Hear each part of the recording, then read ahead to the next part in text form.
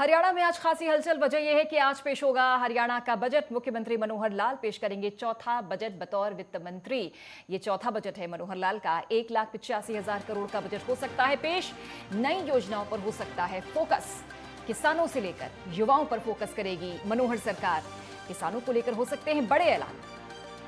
हरियाणा के मुख्यमंत्री मनोहर लाल चौथा बजट बतौर वित्त मंत्री पेश करेंगे। 2024 के चुनाव से पहले ये सरकार का फुल बजट होगा, लिहाजा घोषणाओं में कोई कसर बाकी नहीं रहेगी।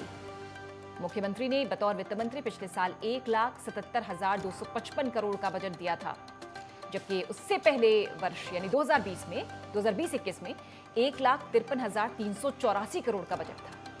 इस साल ये बजट 1,85,000 करोड़ तक पहुंचने की उम्मीद है और उम्मीद यह है कि हर वर्ग को साधकर आगे चलेगी मनोहर सरकार। किसान, युवा, महिला, सब पर फोकस रहेगा इस बजट में। नई योजनाओं पर जोर हो सकता है, यह भी माना जा रहा है। काफी उम्मीदें हैं हर वर्ग को सरकार के इस बजट से। किसानों को लेकर क्या ऐलान हो सकते हैं, क्या सौगात हो सकती है, इस पर भी सभी की निगाहें। कृषि प्रधान राज्य है हरियाणा, सबको आस, और इस आस पर, इस उम्मीद पर कितना खरा उतरती है मनोहर सरकार। दूसरा कार्यकाल मनोहर सरकार का, गठबंधन की सरकार है, चुनौतियां भी हैं लेकिन लोगों को उम्मीदें भी हैं। इन चुनौतियों को पार पाते हुए किस तरह मनोहर सरकार सबको साधेगी, क्या सौगात हर एक वर्ग को, किसानों से लेकर युवाओं पर कितना फोकस होगा, ये जानने समझने की कोशिश करेंगे। खास पैनल हमारे साथ फिलहाल अमित नेहरा जी, वरिष्ठ पत्रकार, विजयपाल आलूवालिया, प्रवक्ता बीजेपी हमारे साथ। आप दोनों का बहुत बहुत स्वागत है। विजयपाल जी, आपसे शुरुआत करते हुए, सबकी निगाहें आज मनोहर सरकार पर हैं और आज बजट पेश होने वाला है। पहले तो ये बता दीजिए कैसा बजट होगा, क्या सबकी उम्मीदों पर यह बजट जो है खरा उतरने वाला है या नहीं? देखिए, बहुमुखी बजट होगा। अंत्योदय की भावना के साथ हर वर्ग को ध्यान में रखकर अमृत बजट पेश किया जाएगा, जिसमें सुशासन और रोजगार के जो अवसर पैदा हो, इस प्रकार का फोकस रहेगा। ये समावेशी विकास बजट होगा, या युवा हो, किसान हो, कर्मचारी हो, कोई भी वर्ग हो, क्योंकि हमने इससे पहले मनोहर लाल जी ने प्री बजट की तैयारी से पहले 15 फरवरी तक जिनके जो भी स्टेक होल्डर्स हैं, सबसे जानकारी ली है कि किस वर्ग, किस क्षेत्र में क्या क्या जुड़ना चाहिए, क्या क्या कमी रह गई और क्या क्या हम बढ़िया कर सकते हैं। तो आपने को इस बजट के अंदर वो सारी चीजें दिखेंगी और ये समावेशी बजट है, सभी वर्गों को ध्यान में रखकर बजट तैयार किया गया है। और निश्चित रूप से ये बजट हेल्थ के ऊपर, शिक्षा के ऊपर एक बहुत बड़ा बजट होगा। और आदरणीय मुख्यमंत्री मनोहर लाल जी ने जो चिरायु कार्ड के माध्यम से, जो आयुष्मान कार्ड और चिरायु कार्ड के 29,62,000 लोगों को चिरायु कार्ड दिया है, और उसके माध्यम से गरीब लोगों का बहुत बड़ा भला हुआ है। और ये बजट एक दूरगामी बजट होगा। पोर्टल के माध्यम से जो हरियाणा की जनता को घर बैठे सुविधाएं मिली, चाहे वो पेंशन हो, चाहे बर्थ सर्टिफिकेट निकालना हो, चाहे किसी किसान को जमाबंदी फर्द निकालनी हो, और आज किसान का सारा फैसला डायरेक्ट पेमेंट की ट्रांसफर जो है उसके माध्यम से हो रहा है, जिसपे कांग्रेस ने बड़ा हल्ला करा था कि किसान को पैसा नहीं मिलेगा। आज ये योजनाएं बहुत बढ़िया तरीके से बढ़ रही हैं और सभी वर्गों को ध्यान में रखकर ये बजट तैयार किया। ठीक ठीक। अमित नेहरा जी, बजट से क्या निकलेगा, कैसा होगा बजट, कुछ समय बाद साफ हो जाएगा, लेकिन जैसा कि विजयपाल जी ये कह रहे हैं, आश्वस्त कर रहे हैं कि भाई बहुमुखी होगा, समावेशी बजट होगा, अमृतकाल का ये बजट। लेकिन सबसे अच्छी बात यह है क्योंकि हमने देखा कि बजट लाने से पहले जो तमाम स्टेक होल्डर्स हैं उनसे संवाद किया है मुख्यमंत्री ने, जाना है कि कहाँ कहाँ कमी है, क्या व्यवस्थाएं, क्या सुविधाएं और बेहतर होनी चाहिए, क्या योजनाएं लानी चाहिए। तो एक पूरा खाका तैयार करने के बाद ये बजट तैयार हुआ है। अमित जी, आपकी नजर से कैसा हो सकता है बजट? देखिए पूजा, अच्छी बात है, सभी स्टेक होल्डर से बात हुई है और ये पहली बात नहीं हुआ है, पिछले 3-4 साल से ये एक्सरसाइज हो रही है। दूसरी बात ये है कि अब बुनियादी तथ्यों पे जाना होगा। भाई, समावेशी बजट का जो नारा है वो हर सरकार देती है, हर बजट से पहले देती है कि हम हर वर्ग का ख्याल रखेंगे। आप कोई भी सरकार का बजट उठा लीजिए, उससे पहले की जो घोषणाएं हैं वो देख लीजिए। वो हर सरकार ये कहती है कि हर वर्ग का ध्यान रखा जाएगा, हर हर क्षेत्र पे ध्यान दिया जाएगा, हर क्षेत्र को पैसे मिलेंगे, लेकिन क्या ये हकीकत में हो पाता है, ये अलग बात है, अलग बात है। दूसरी बात, आपने एक पैकेज में अच्छी बात कही कि ये पूर्ण बजट है आखिरी इस सरकार का, क्योंकि 2024 में इलेक्शन आ जाएंगे अक्टूबर में। तो सरकार का ये बजट जो है, एक तरह से हम कह सकते हैं कि चुनावी बजट भी हो सकता है, तो ना उसमें चुनाव को फोकस किया जाएगा, भी हम चुनाव कैसे जीत जाएंगे, जीत सकते हैं। इसमें एक सबसे बड़ा फैक्टर जेजेपी भी रहेगा, क्योंकि जो जननायक जनता पार्टी है वो सहयोगी है सरकार की, और जेजेपी ने एक वायदा किया था इलेक्शन में कि हम 5100 रुपए बुढ़ापा पेंशन करेंगे। अभी तक वो पेंशन हो नहीं पाई है, तो काफी प्रेशर में रहेगी सरकार, खुद मुख्यमंत्री मनोहर लाल, की 5100 किस तरह किया जाए। हालांकि वो 2024 को टारगेट में रखेंगे कि अगले साल जो अनुषंगिक बजट आएगा उसमें 5100 कर दिया जाए, लेकिन फिर भी काफी मुझे लगता है कि इसमें राशि बढ़ेगी बुढ़ापा पेंशन की। अब बात आती है बुनियादी चीजों की।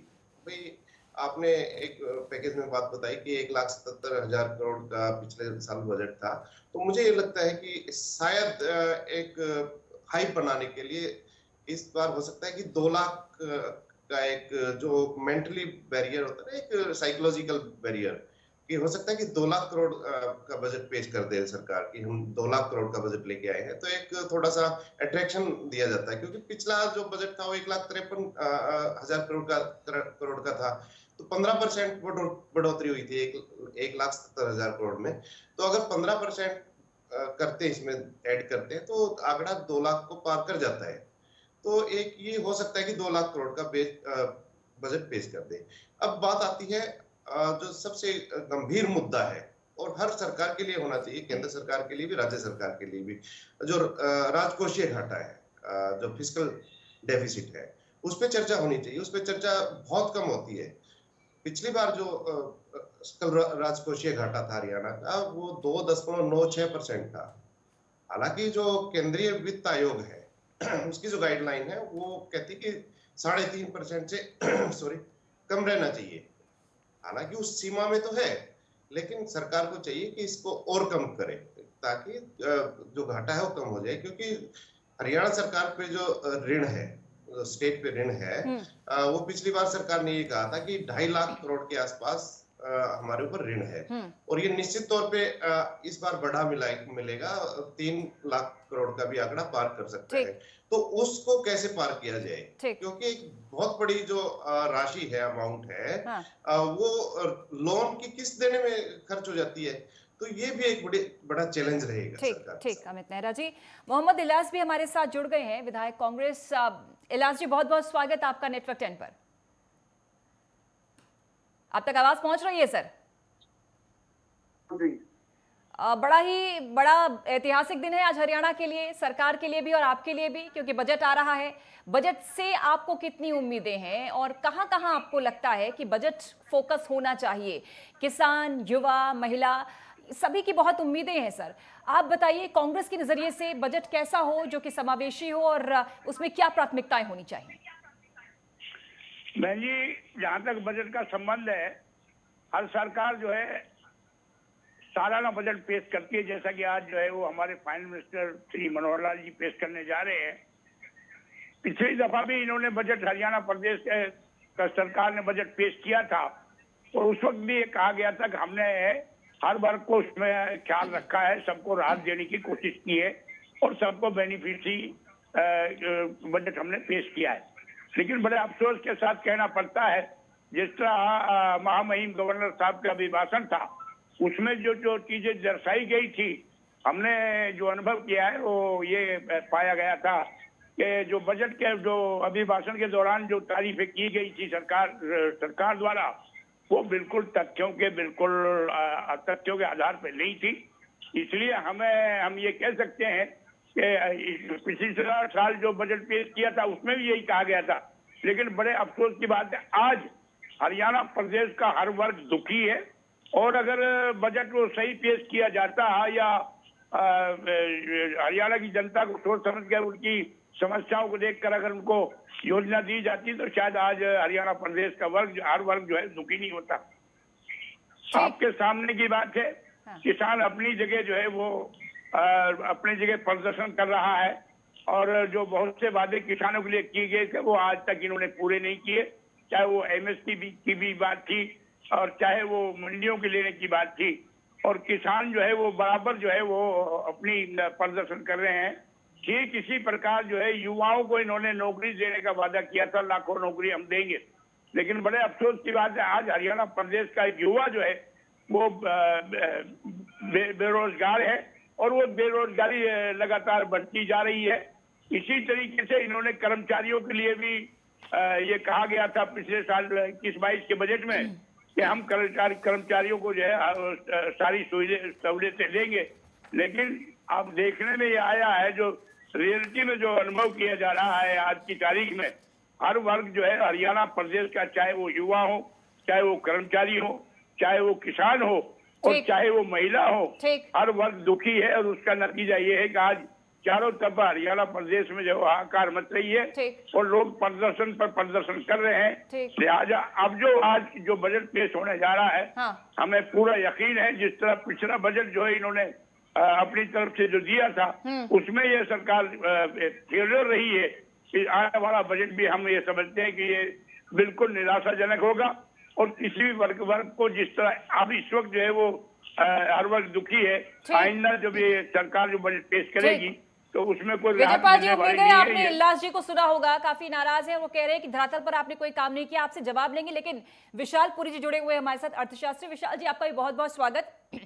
थोड़ा सा आप देर में कनेक्ट हुए हैं, लेकिन हमारे साथ वरिष्ठ पत्रकार अमित नेहरा जी भी हैं जिन्होंने ये बताया कि सब कुछ ठीक है, बजट सरकार लाती है, हर बजट ये दावा करती है सरकार कि अच्छा होगा, सौगात मिलेगी, लोग सुखी संपन्न होंगे। लेकिन एक अहम मुद्दा उन्होंने राजकोषीय घाटे को लेकर उठाया। उन्होंने कहा इस पर चर्चा बहुत जरूरी है, क्योंकि कर्ज के बोझ तले जब राज्य दबेगा तो उससे नुकसान जो है अप्रत्यक्ष या प्रत्यक्ष रूप से जनता को ही होता है। हम जरा राज्य की आर्थिकी पर नजर डालना चाहेंगे, आपसे समझना चाहेंगे।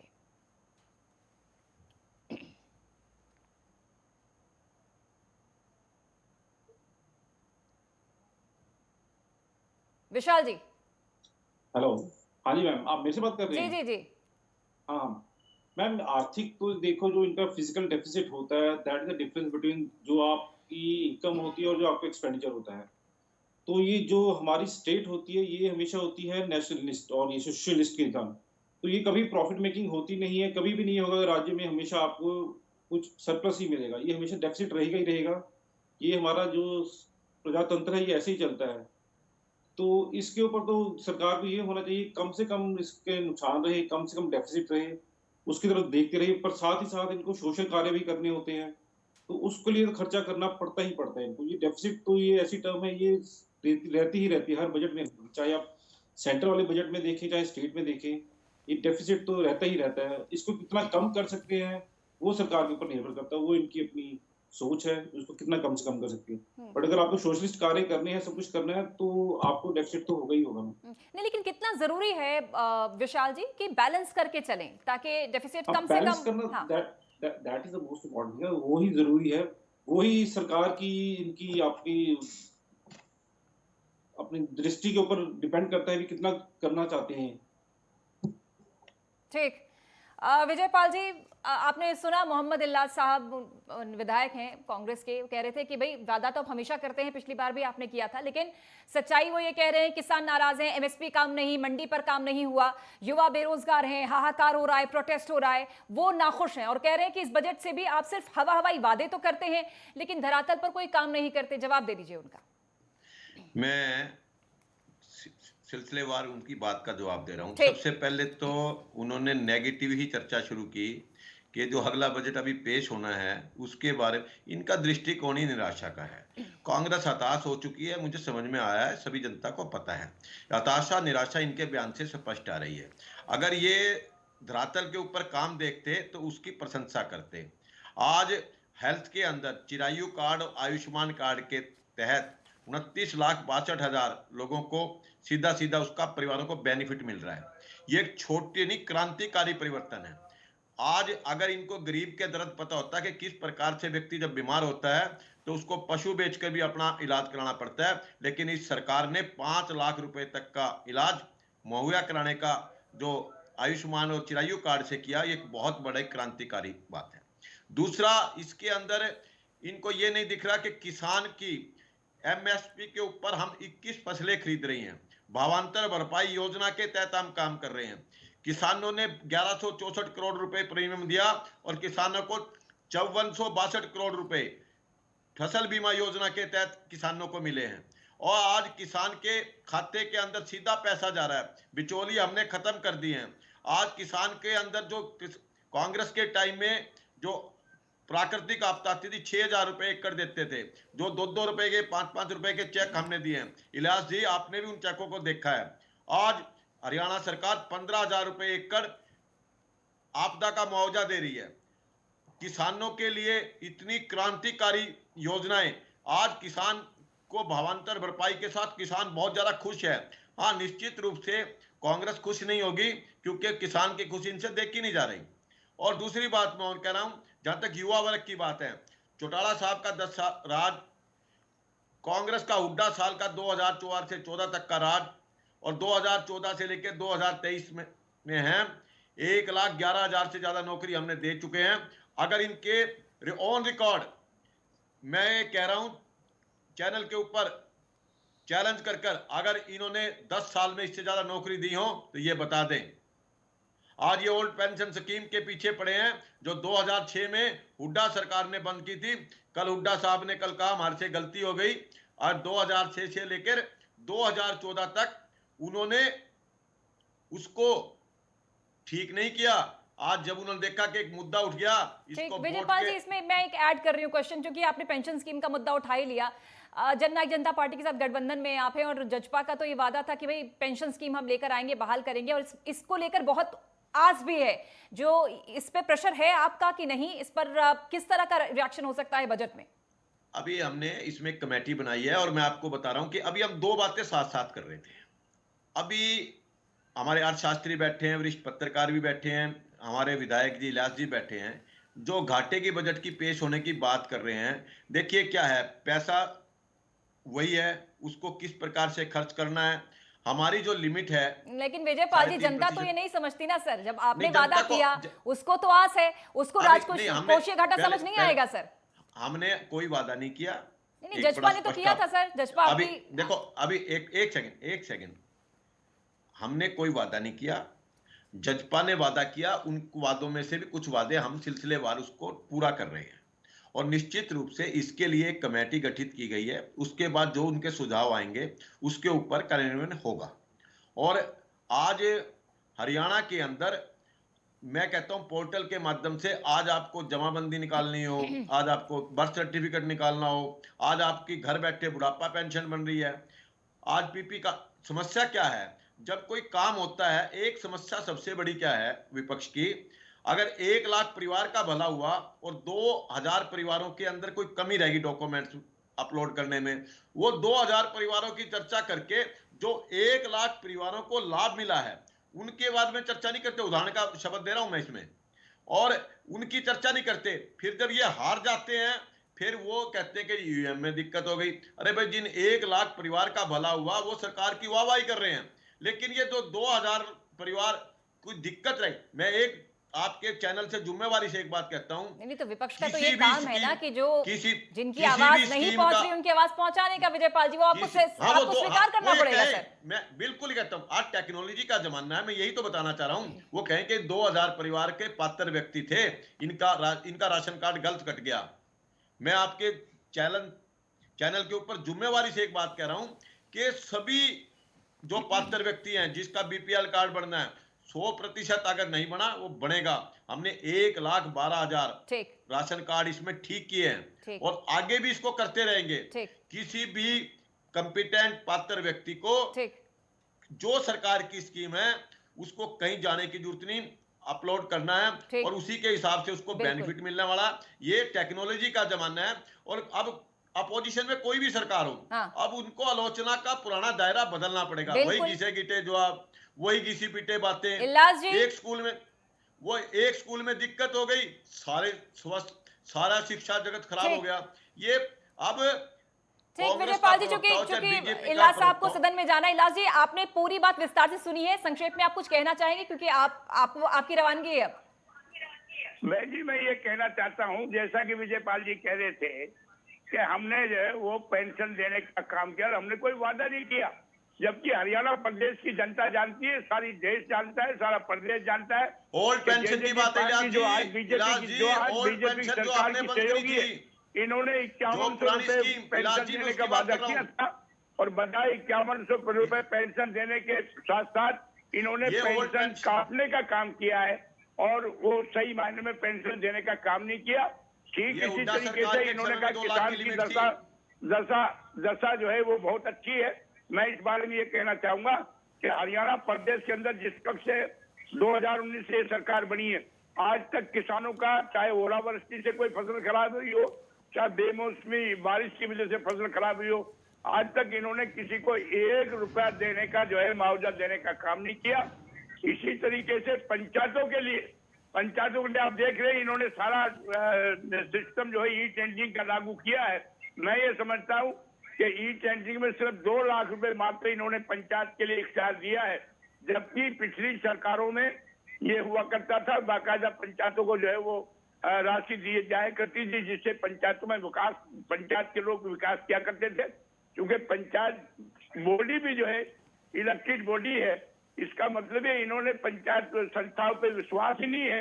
हम ये कहना चाहेंगे कि इन्होंने ई टेंडरिंग को खत्म करनी चाहिए और पंचायतों को विकास के लिए ज्यादा से ज्यादा पैसा देना चाहिए। जब अगर पंचायतें हमारी हेल्दी होंगी, हमारा प्रदेश हेल्दी होगा, जब प्रदेश हेल्दी होगा तो हमारा देश हेल्दी होगा।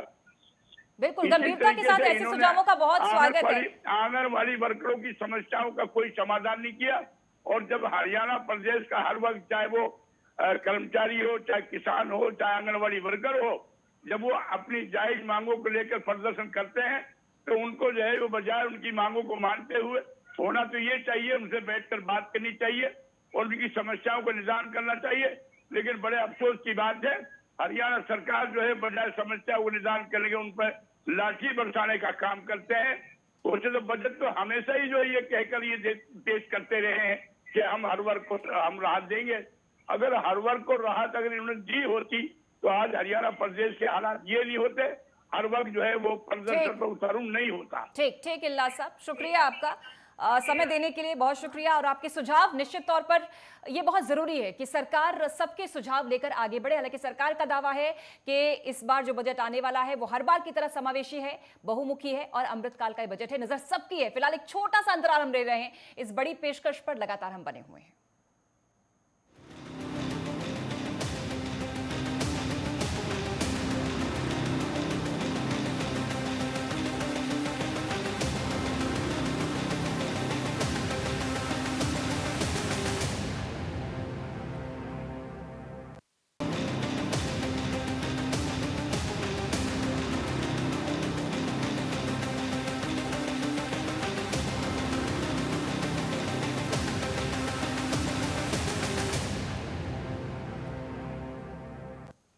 इंतजार की घड़ियां अब लगातार आगे बढ़ रही हैं। कुछ ही देर बाद हरियाणा का बजट पेश होगा। मुख्यमंत्री मनोहर लाल चौथा बजट बतौर वित्त मंत्री पेश करेंगे।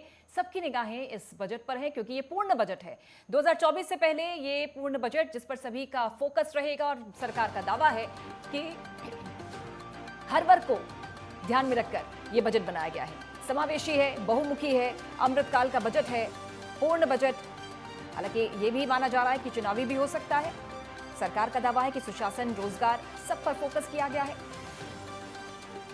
थोड़ी देर में पेश होगा हरियाणा का बजट। हेल्थ, शिक्षा, तमाम मुद्दों पर सरकार ने विस्तार से स्टेक होल्डर से बात भी की है, संवाद भी किया है। और पिछले 3-4 साल से जब भी बजट पेश होता है उससे पहले मनोहर सरकार बात करती है, संवाद करती है और चीजों को बेहतर बनाने की कोशिश करती है बजट में।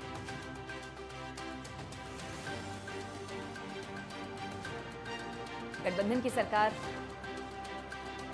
बीजेपी और जजपा की मनोहर लाल के पास ही वित्त मंत्रालय और बतौर वित्त मंत्री आज बजट पेश करेंगे।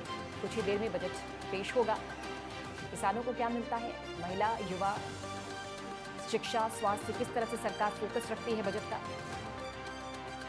और ये अनुमान है कि तकरीबन 2 लाख करोड़ का बजट हो सकता है। लेकिन विपक्ष कई आरोप लगाता है कि सरकार वादे तो करती है लेकिन बजट धरातल पर उतरता नहीं है। लोगों के पास, युवाओं के पास नौकरी नहीं है, बेरोजगारी, महंगाई, किसान खुशहाल नहीं है। ऐसे कई मुद्दों को लेकर विपक्ष लगातार सरकार को घेरता है।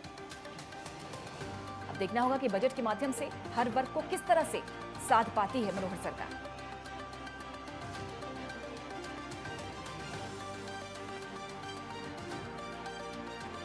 खास पैनल लगातार हमारे साथ जुड़ा हुआ है। अमित नेहरा वरिष्ठ पत्रकार हमारे साथ, विजयपाल आलूवालिया प्रवक्ता बीजेपी, और इस समय सुरेंद्र पवार जी जुड़ गए हैं, विधायक कांग्रेस, विशालपुरी अर्थशास्त्री हमारे साथ। सुरेंद्र जी, आपका भी बहुत बहुत स्वागत है। सुरेंद्र पवार जी, मोहम्मद इल्लास इससे पहले हमारे साथ थे और वो काफी नाराज थे। उन्होंने कहा कि जो भी सरकार वादे करती है बजट में वो धरातल पर उतरते नजर नहीं आ रहे। आपकी निगाह से, हालांकि वो भी काफी घेर चुके हैं सरकार को, लेकिन क्या आपको उम्मीद है कि बजट इस बार अच्छा होगा, सभी वर्गों को साधने वाला होगा, और क्या खास होना चाहिए इस बजट में ताकि प्रदेश की जनता, आपके प्रदेश की जनता खुशहाल हो सके? देखिए पूजा जी, तक मैं ये समझता हूँ कि जो श्री मनोहर लाल खट्टर जी का जो दूसरा कार्यकाल है सरकार का, जो जेजेपी बीजेपी का गठबंधन की सरकार है, इसके जितने भी अभी तक बजट पेश हुए हैं, आपने देखा कि धरातल पर कोई भी उस बजट का कोई किसी व्यक्ति को लाभ नहीं मिला, किसी वर्ग को लाभ नहीं मिला। जहां तक आज जो वित्त मंत्री जी, मुख्यमंत्री जी आज बजट पेश करने जा रहे हैं, मैं ये समझता हूँ कि बाकी तो पेश होने के बाद ही बात करेंगे इस पे, लेकिन इसमें युवाओं के लिए, क्योंकि आज युवाओं के को एक बेरोजगारी की बहुत बड़ी समस्या है। युवाओं के लिए, बेरोजगार युवाओं के लिए जरूर उसमें बजट में प्रावधान होना चाहिए। और सबसे ज्यादा तो मैं ये समझता हूँ कि स्वास्थ्य के लिए, क्योंकि आज हालात पूरे हरियाणा में है कि स्वास्थ्य जितने भी सिविल हॉस्पिटल्स हैं, डिस्पेंसरीज हैं, आप देख रहे होंगे, उनका इतना बुरा हाल है कि हर उसमें बहुत ज्यादा बजट चाहिए। और शिक्षा पे भी जोर देना चाहिए सरकार को, क्योंकि जितने भी सरकारी स्कूल हैं पूरे हरियाणा में, इन 8-8.5 साल हो चुके हैं लगभग सरकार को, कहीं भी इन्होंने कोई नया सरकारी स्कूल बनाने का काम नहीं किया। यहाँ तक कि किसी सरकारी स्कूल में एक कमरा बनाने का भी काम नहीं किया है। तो जब अगर किसी आम व्यक्ति को शिक्षा और चिकित्सा नहीं मिलेगी तो फिर सरकार का, मैं समझता हूँ कि उस सरकार का रहने का कोई फायदा नहीं है। ठीक, विजयपाल जी, साफ साफ आरोप है, इससे पहले इलास जी को भी आपने सुना, सुरेंद्र पवार जी को भी आपने सुन लिया, खासी नाराजगी, और एक बड़ा मुद्दा उन्होंने उठाया स्वास्थ्य और शिक्षा को लेकर। विजयपाल जी, उनका ये कहना है कि अस्पतालों, डिस्पेंसरीज का बुरा हाल है। भाई, ग्रामीण तबके के लोग जिनके पास कम पैसे हैं, पैसे नहीं है, वो कहां जाकर इलाज कराएंगे। दूसरा ये कि शिक्षा का बहुत हवाला देते हैं, कोई नया स्कूल तो छोड़िए, कोई नई क्लासरूम तक आपने नहीं बनवाया, ये आरोप लगा रहे हैं सुरेंद्र पवार जी। सुरेंद्र पवार जी और इलास जी ये बता देते कि भाई पहले मुख्यमंत्री हैं जिन्होंने अपोजिशन के एमएलए को भी 5-5 करोड़ रुपए की राशि अपने अपने इलाके में विकास करने के लिए दी है। अगर ये राशि इन्होंने ली है तो इनको पता है कहां का इन्होंने खर्च कराई है, जो इन्होंने काम दिए हैं। ये मैं यही बात कह रहा हूं कि अब 5 करोड़ रुपए में 5 करोड़ रुपए में 2 गलियां अगर लंबी गली है वो नहीं बन सकती। अगर एक विधायक ऐसा ना जी, 5 करोड़ रुपए के अंदर पूरे गांव का विकास होता हमने देखा। मुख्यमंत्री जी ने ये कहा था। आप 5 करोड़ का बजट देखिए। आपको जो मैं कहना चाहता हूं कि हुड्डा साहब ने अपने 10 साल के अंदर विपक्ष के एमएलए को एक फुट की चवन्नी भी नहीं दी। और मुख्यमंत्री मनोहर लाल जी का दरिया दिल देखिए कि क्योंकि उनका एक ही नारा, सबका साथ सबका विकास, वो हर क्षेत्र का विकास करना चाहते हैं। जहां तक रही चिरायु कार्ड की, जो मैं पहले चर्चा कर चुका हूं पवार जी, कि आज 29,62,000 परिवार को पहले तो चिरायु कार्ड और आयुष्मान कार्ड दे दिए, जिसको 5 करोड़ की बात करता हूँ। 5 करोड़ की बात जो है, मुख्यमंत्री जी ने कहा कि हम हर साल विधायक को देंगे, लेकिन विधायक जी आप जब 5 करोड़ में 2 गली, जब 5 करोड़ में आप 2 गलियां बताने लग रहे हो, कम से कम बजट तो ठीक कर लो। 5 करोड़ के अंदर तो पूरे गांव का विकास होता है। सुनिए, मैं आपको उदाहरण देता हूँ। मैं आपको उदाहरण देता हूँ। 14 सेक्टर मेरे सोनीपत अपने विधानसभा की बात करूं, 14 सेक्टर और 15 सेक्टर की 2 सड़कें जो है ना, 2 सड़कें, उनका ही 6 करोड़ का बजट है। आप क्या बात कर रहे हो? 5 करोड़ पे आप कौन सा विधानसभा अभी में आपकी जानकारी के लिए जो बीच की सड़क, वो सड़कें हुड्डा बना रहा है, जो सड़कें कुछ पीडब्ल्यूडी बना रही है। आपने जो विकास की गलियां का काम दिया होगा उसके अंदर पैसा लगा। आपकी जानकारी के लिए बता दूं, हुड्डा के सरकार जो हुड्डा के जो सेक्टर है वो कॉरपोरेशन को हैंडओवर हो चुके हैं।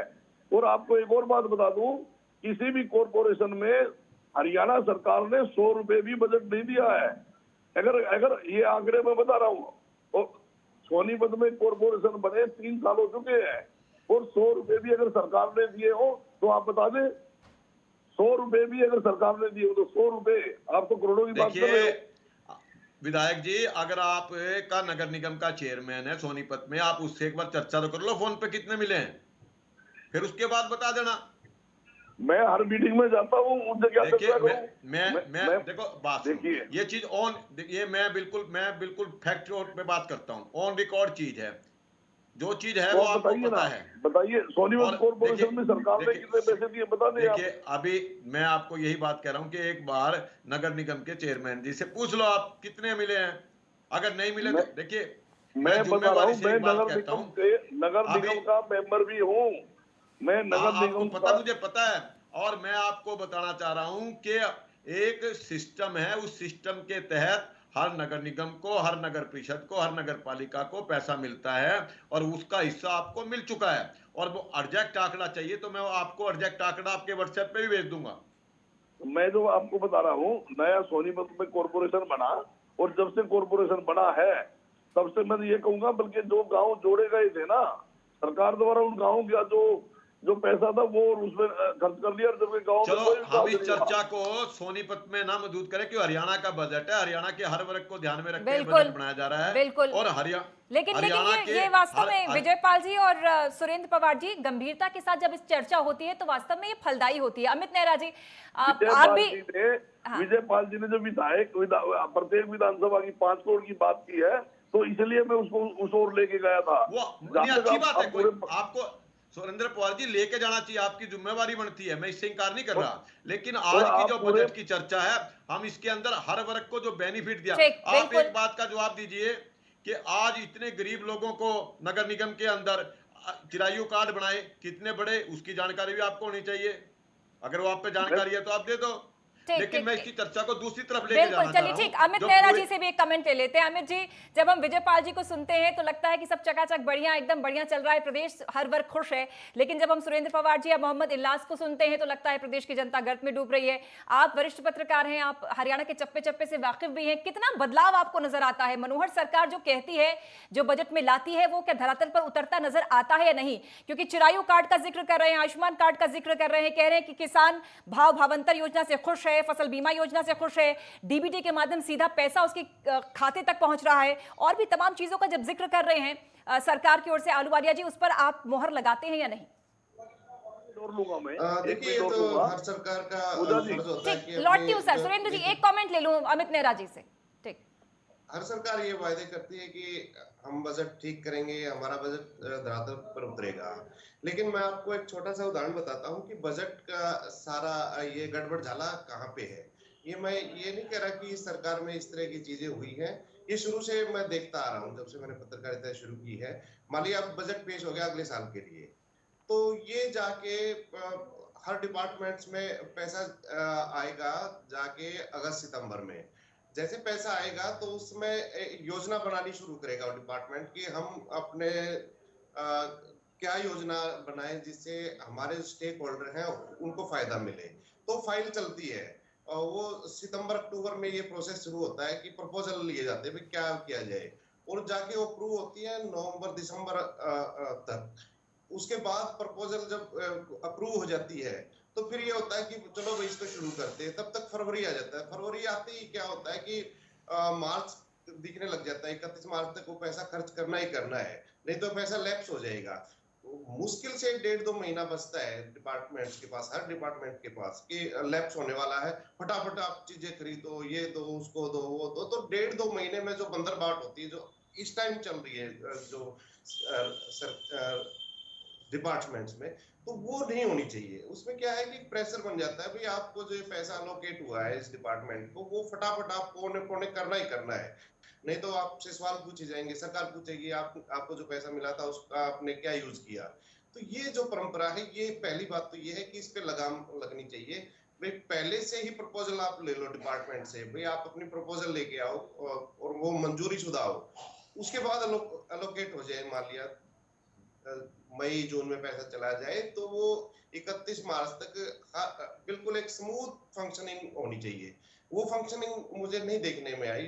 मैं बीजेपी की बात नहीं कर रहा हूँ, इससे पहले कांग्रेस गवर्नमेंट थी, इनेलो गवर्नमेंट थी, तो उसमें भी यही एक रस्म बनती आ रही है, तो ये बंद होनी चाहिए। जो एक लैप्स का एक शब्द है ना, हमारे जो प्रतिभागी बैठे हैं सभी को पता होगा कि लैप्स का कितना डर होता है हर डिपार्टमेंट को, कि आपकी जो ग्रांट है वो लैप्स हो जाएगी। पहली बात। दूसरी बात ये है कि जी, इसमें मैं आपसे ये भी पूछना चाहूंगी, क्योंकि ये सवाल जब मैंने आलूवालिया जी से पूछा कि भाई पेंशन स्कीम पर क्या प्रेशर में है, क्योंकि चुनौती तो है आपके सामने देने की, तो वो ये कह रहे हैं कि ये हमारा वादा नहीं था। लेकिन जब गठबंधन की सरकार होती है तो क्या ये अलग अलग होता है, या वास्तव में ये सरकार का ही फर्ज है कि आपको देना ही देना है, चाहे वादा आपके सहयोगी साथी ने किया हो?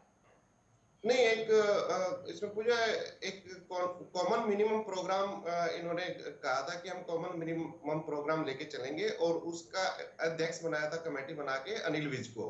लेकिन उसके बाद एक दो बार तो खबरें आई थी कि कॉमन मिनिमम प्रोग्राम के लिए कोई मीटिंग हुई है शुरू में जब सरकार बनी थी। उसके बाद ना तो कोई कमेटी की मीटिंग की हमने बात सुनी, ना कोई अनिल विज के मुंह से कोई बात सुनी कि क्या हुआ क्या रहा। देखिए, अगर सहयोगी है तो उसका पालन होना चाहिए। भाई आप उससे अलग कैसे हो सकते हैं, स्पेयर कैसे हो सकते हैं? ये थोड़ी बात है कि सहयोगी भी रहे आप और उनसे पल्ला भी ठीक। ले।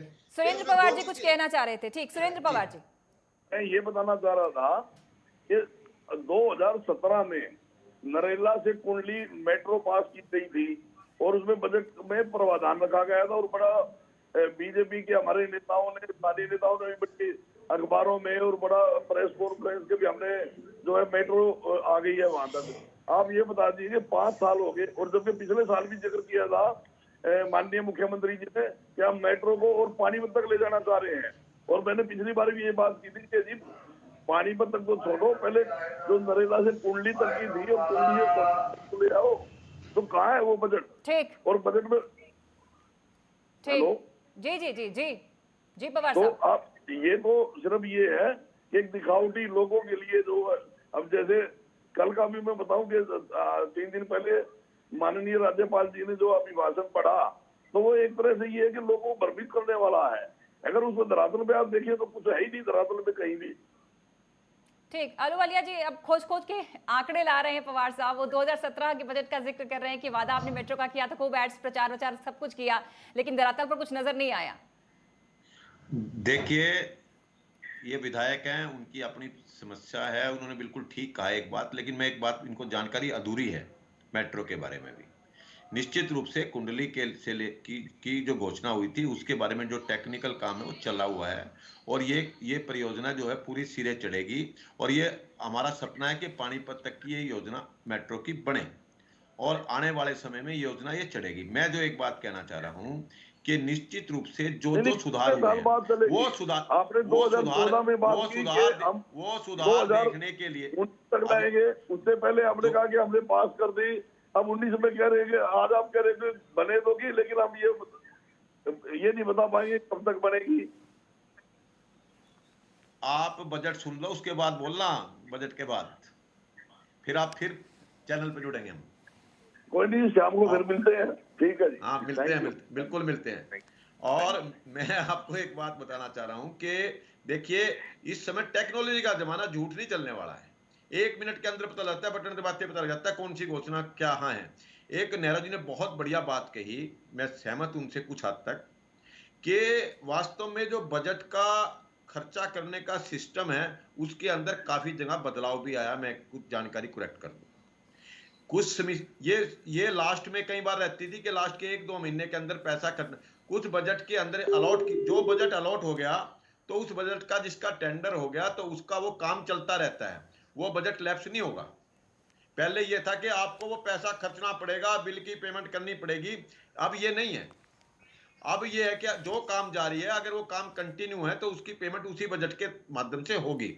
लेकिन जो ये इन्होंने बहुत बढ़िया बात कही कि वास्तव में और ज्यादा धरातल के ऊपर बढ़िया काम चले, ऑफिसर अपनी प्रपोजल लेके आए और प्रपोजल टाइम पे होगी तो विकास भी ज्यादा बढ़िया होगा और क्वालिटी भी ज्यादा बढ़िया होगी। ठीक। अमित नेहरा जी, देखिए सरकार, वाकई हर सरकार यही दावा करती है कि बजट आपका समावेशी होगा, सबका साथ करेगा और आगे बढ़ेगा, लेकिन हरियाणा के लिए ये कितना जरूरी है, क्योंकि मनोहर सरकार का दूसरा कार्यकाल है, गठबंधन की सरकार है, और जाहिर सी बात है जब सरकार गठबंधन की होती है थोड़ा प्रेशर भी होता है, लेकिन हर प्रेशर से उबरते हुए चूंकि मनोहर सरकार का लक्ष्य 2024 का भी है, और उस हिसाब से ये बजट, जैसा कि आप कह रहे हैं कि चुनावी भी हो सकता है, थोड़ा लोक लुभावन भी हो सकता है। पूजा, पहली बात तो यह है कि सरकार को अपनी पार्टी के बारे में इतना सोचना चाहिए जितना स्टेट के बारे में सोचना चाहिए। फिर चुनाव एक अलग चीज है भाई, हार जीत अलग बात है, लेकिन सरकार ये होनी चाहिए कि सभी का भला हो, स्टेट का भला हो। अब छोटी सी मैं बात बताता हूँ आपको कि राजकोषीय घाटा और जो हमारे स्टेट के ऊपर ऋण है वो छोटे से आंकड़े से आपको स्पष्ट हो जाएगा। फिर 2005 में जब इनेलो सरकार गई थी तो सरकार के स्टेट के ऊपर लगभग 15,000 करोड़ रुपए का ऋण था, और जब 2014 में कांग्रेस की सरकार गई थी तो ये बढ़ के हो गया था 65,000 करोड़ के आसपास। और जब पिछले साल बजट पेश किया था तो सरकार ने बताया था कि 2.5 लाख करोड़ के आसपास का हमारे ऊपर कर्ज है। ठीक है, महर्षि चारवाक हुए हैं, बड़े विद्वान हुए हैं, तो उन्होंने एक बात कही थी, एक श्लोक कहा था कि ऋणम कृत्वा घृतम पिबेत, बे मानो आप है ना पैसे लेके घी पी लो। वो एक व्यंग्य था कि आप है ना अपने जो रोजमर्रा की जरूरत के लिए ऋण ले लो तो वो अच्छा नहीं होता। भाई आप अगर इंफ्रास्ट्रक्चर को मजबूत करने के लिए ऋण ले रहे हो, स्टेट को और मजबूत करने के लिए, तो कोई बात नहीं है, लेकिन आप कल्याणकारी योजनाओं के लिए जैसे बुढ़ापा पेंशन होगी और जो इस तरह की जो फ्री बीज होती हैं, फ्री बिजली के लिए आप लोन ले रहे हैं, तो वो एक अच्छी बात नहीं है स्टेट के लिए। मैं छोटी सी बात बताता हूँ, आपने कहा बीच में पहले कि हरियाणा एक कृषि प्रधान राज्य है, उसमें छोटा सा संशोधन हो गया है। कृषि प्रधान तो नहीं है, हाँ किसान प्रधान राज्य है, क्योंकि किसानों की संख्या ज्यादा है, लेकिन ये उद्योग प्रधान स्टेट बन गया। यहाँ पे उद्योग ज्यादा है, लेकिन एक समस्या ये है कि HSIDC जो नोडल एजेंसी है उद्योगों के लिए, तो वो खुद घाटे में है, और HSVP जो बहुत सारी चुनौतियां सर, समय कम है, ये हमारी भी चुनौती है, इसलिए रोकना चाहूंगी बहुत माफी के साथ। अमित नेहरा जी बहुत शुक्रिया आपका, विजयपाल आलूवाली जी बहुत बहुत शुक्रिया, जुड़ते रहेंगे, सुरेंद्र पवार जी, मोहम्मद इलास, विशालपुरी, आप सभी जुड़े, बहुत शुक्रिया। तो बजट पेश होने वाला है कुछ समय बाद, मनोहर लाल करेंगे इस बड़ी पेशकश पे हम लगातार बने, एक छोटा सा अंतराल, जल्द हाजिर होते हैं।